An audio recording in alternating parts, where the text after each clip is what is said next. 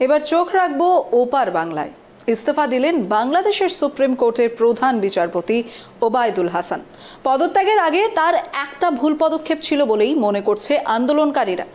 নতুন অন্তর্বর্তী সরকারের পরামর্শ ছাড়াই শনিবার বাংলাদেশের প্রধান বিচারপতি ফুল কোর্ট মিটিং ডেকে নিয়েছিলেন। আর এই খবর পেতেই বিক্ষোভ দেখাতে শুরু করেন আন্দোলনকারীরা। এদের মধ্যে অধিকাংশই পড়ুয়া বলে জানা গিয়েছে। অন্তর্বর্তীকালীন সরকার গঠন হলেও ফের উত্তাল বাংলাদেশ। আবার নতুন করে শুরু হলো প্রতিবাদ। এবার বাংলাদেশের সুপ্রিম কোর্ট ঘিরে ধরল বিক্ষোভকারীরা। পদত্যাগের তালিকায় শুধু যে প্রধান বিচারপতিই রয়েছেন তেমনটা নয়, রয়েছেন আরও 6 জন বিচারপতি। অর্থাৎ প্রধান বিচারপতি সহ মোট 7 জন বিচারপতির পদত্যাগের দাবি করেছেন বিক্ষোভকারীরা। বিচারপতিদের ইস্তফার দাবিতে কয়েকশো বিক্ষোভকারী আজ হাইকোর্ট চত্বর ঘিরে ধরেছিলেন।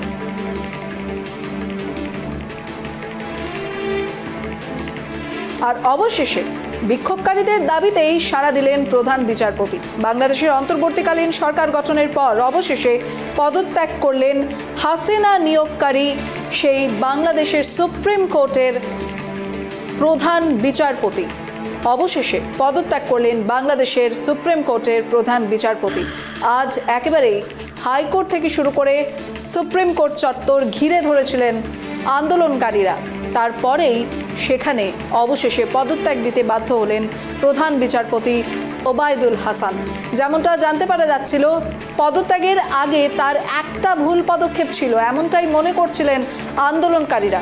কারণ নতুন অন্তর্বর্তী সরকারের পরামর্শ ছাড়াই শনিবার বাংলাদেশের এই প্রধান বিচারপতি ওবায়দুল হাসান ফুল কোর্ট মিটিং ডেকে নিয়েছিলেন। আর সেখানেই তার ভুল ছিল বলে মনে করা হচ্ছে বিক্ষোভকারীদের পক্ষ থেকে। আর এই খবর পেতেই প্রতিবাদ সাব্যস্ত করতে শুরু করলেন আন্দোলনকারীরা। আর এ বিষয়ে আমরা কথা বলবো আমাদের এই মুহূর্তের বিশেষ অতিথি প্রশান্ত কুমার শীলের সঙ্গে। তিনি বাংলাদেশ থেকে এই মুহূর্তে আমাদের সঙ্গে জুড়েছেন এবং তিনি একজন আন্তর্জাতিক রাজনৈতিক বিশ্লেষক বলেও পরিচিত। তার সঙ্গে আমরা কথা বলবো। প্রশান্তবাবু, আপনাকে ট্রাইব টিভিতে স্বাগত জানাচ্ছি।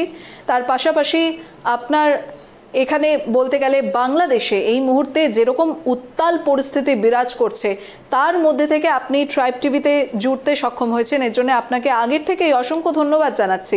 তবে আপনার কাছ থেকে প্রথমেই যে বিষয়টা জানতে চাইব, অবশেষে যে বিচারপতিকে শেখ হাসিনা নিয়োগ করেছিলেন, আন্দোলনকারীদের চাপে পড়ে অবশেষে তাকে পদত্যাগ করতে হলো, এমন পরিস্থিতি বিরাজ করছে বাংলাদেশে। প্রশান্তবাবু, আপনি ঠিকই যথার্থ বলেছেন যে আসলে খুব ভলাটাইল একটা পরিস্থিতির মধ্যে এখনকার সময়গুলো যাচ্ছে। এবং আজকে সহ বেশ কিছুদিন আগ পর্যন্ত আন্দোলনকারীদের একটা দাবি ছিল যে হাসিনা সরকারের সাথে যারা যুক্ত ছিল, যে সমস্ত সরকারি বেসরকারি বড় বড় মদদদুষ্ট যে বিষয়গুলো ছিল, তাদেরকে এক ধরনের ছাঁটাই করার যে প্রক্রিয়া এবং যে নির্মূল যে সংস্কারের যে প্রক্রিয়া, সেটারই একটা ধারাবাহিকতা আমরা দেখতে পাচ্ছি। যে প্রধান বিচারপতির যে অপসারণ চেয়ে যে এক ধরনের আজকে সকালে হট্টগোল হয়েছে এবং বৈষম্য বিরোধী ছাত্রছাত্রীরা কিন্তু আদালত চত্বর ঘেরাও করেন এবং তারা বিভিন্ন ধরনের স্লোগান দিয়ে তাকে যে প্রতিবাদী স্লোগান দিয়ে তাকে কিন্তু পদত্যাগের জন্য বাধ্য করেন। আসলে এটা বাংলাদেশের ইতিহাসে একটা নতুন একটা চ্যাপ্টার সৃষ্টি হয়েছে, যে বাংলাদেশ আসলে এর আগে এই যে পদত্যাগ প্রধান বিচারপতি একটা সাংবিধানিক একটা বডি, এটা যে এভাবে যে প্রতিবাদের মুখে বা জনরোষে যে পড়ে যেতে পারে, এটা আমাদের জন্য এটা একটা নতুন এক্সপিরিয়েন্স তো বটে। এবং এটা একটা ইতিহাসের মধ্যে একটা আসলে এটা স্বর্ণাক্ষর হিসেবে থাকবে বলে আমি মনে করছি।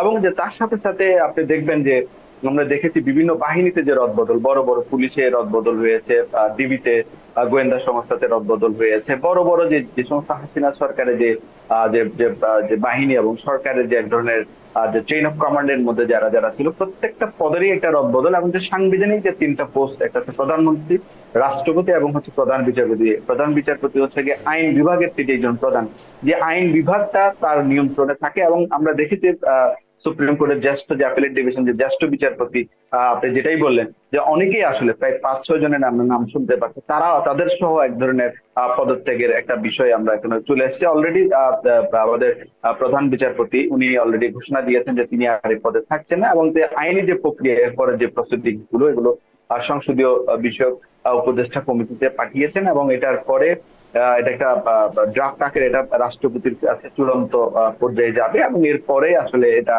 চূড়ান্ত মীমাংসা ফয়সালা হবে বলে আমি আশা করছি।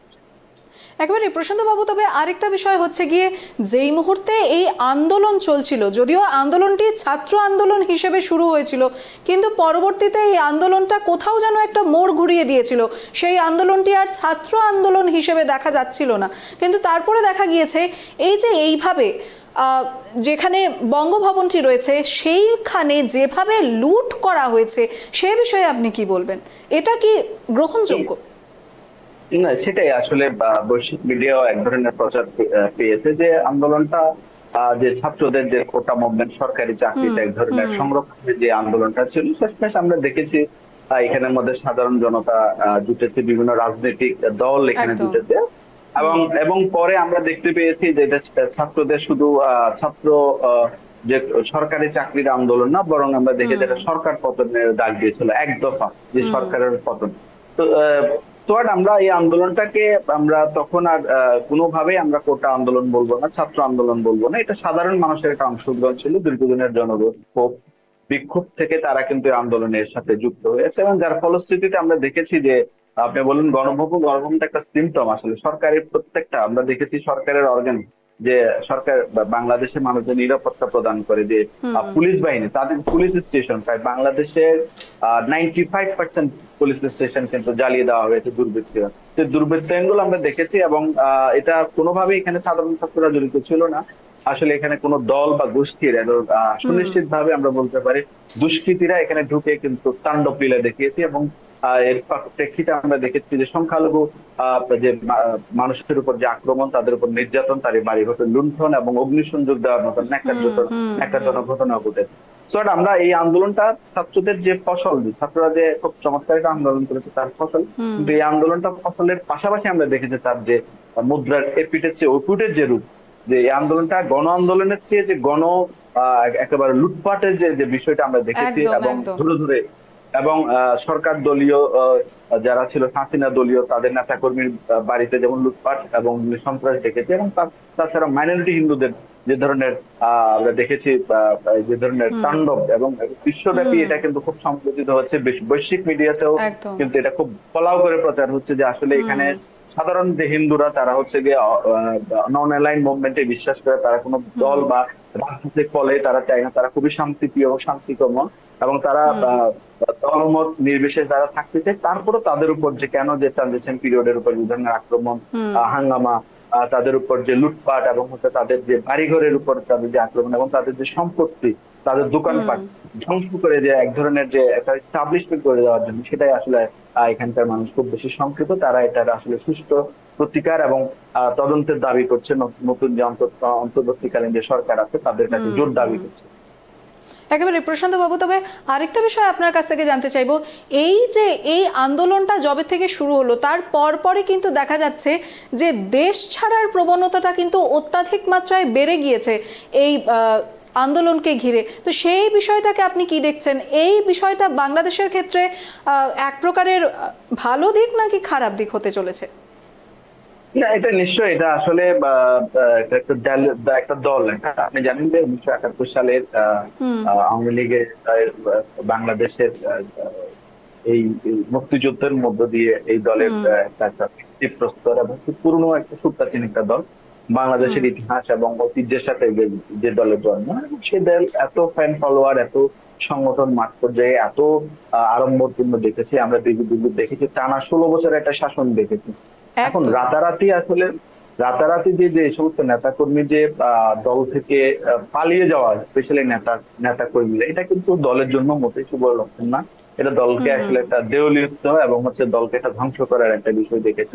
দল যে সামনের দিনে যে ঘুরে দাঁড়াবে, এই বিষয়টাও একটা আসলে প্রশ্নবিদ্ধের বিষয় হয়ে উঠেছে আমরা দেখতে পাচ্ছি। তবে আমার মনে হচ্ছে যে এখানে আসলে তারা যে নেতারা পলায়ন করছে তার পিছনে কিছু সুনির্দিষ্ট কিছু যুক্তি আছে, যেমন হচ্ছে যে তারা দেখতে পাচ্ছে যে বর্তমান যে একটা নৈরাজ্যকর একটা অবস্থা সৃষ্টি হয়েছে, অর্থাৎ এখানে কোনো সরকার নেই, একটা ভ্যাকুয়াম একটা গভর্নমেন্ট ছিল আমরা বাংলাদেশে 2-3 দিন।